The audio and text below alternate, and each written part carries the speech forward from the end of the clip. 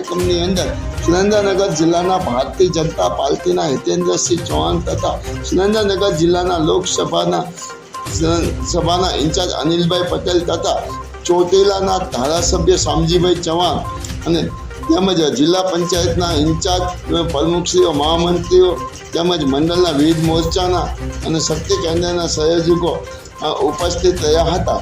પરંતુ સુરેન્દ્રનગર જિલ્લાના થાનગઢના મોરથર ગામમાં જ્યારે ભાજપ તાલુકા દ્વારા શક્તિ કેન્દ્રનું આયોજન કરાયું હતું ત્યારે ક્ષત્રિય સમાજ દ્વારા શક્તિ કેન્દ્રમાં કાળા વાવતા પુરુષોત્તમ રૂપાલાના વિરોધમાં ફરકાવ્યા હતા અને પુરુષોત્તમ રૂપાલાના હાયના નારા લગાવવામાં આવ્યા હતા. ત્યારે થાનગઢ પોલીસ દ્વારા ક્ષત્રિય સમાજના 20 જેટલા લોકોની અટકાયત કરવામાં આવી હતી અને થાનગઢ પોલીસ સ્ટેશન ખાતે લઈ જવામાં આવ્યા હતા. જ્યારે ક્ષત્રિય સમાજના લોકોએ જણાવ્યું હતું કે જ્યારે પુરુષોત્તમ રૂપાલાની ટિકિટ કાપવામાં નહીં આવે ને જ્યાં સુધી પુરુષોત્તમ રૂપાલાને ઘર ભેગા નહીં કરવામાં આવે ત્યાં સુધી સુરેન્દ્રનગર જિલ્લાના થાનગઢ તાલુકામાં કોઈ પણ ગામોમાં કાર્યક્રમો થશે તો ભાજપની વિરોધમાં ક્ષત્રિય સમાજ દ્વારા ઉગ્ર વિરોધ કરવામાં આવશે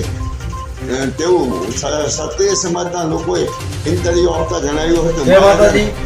આજ રોજ થાનગઢ મોડથરા મુકામે ભાજપનો શક્તિ કેન્દ્રનો કાર્યક્રમ હોય ત્યાં ક્ષત્રિય સમાજ દ્વારા પુરુષોત્તમ રૂપાલાનો વિરોધ કરવામાં આવ્યો છે અને જ્યાં સુધી પુરુષોત્તમ રૂપાલાની ટિકિટ કાપવામાં નહીં આવે ત્યાં સુધી થાનગઢના ફરતા કોઈ પણ ગામમાં ભાજપનો કાર્યક્રમ હશે તો ત્યાં ક્ષત્રિયો લોકશાહીની ઢબે વિરોધ પ્રદર્શન જરૂરથી જરૂર કરશે. અમારી એક જ માંગ છે, પુરુષોત્તમ રૂપાલાની ટિકિટ રદ કરો.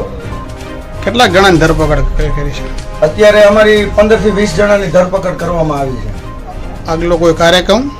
આગલો કાર્યક્રમ તો હવે જેમ અમારી સંકલન સમિતિ કે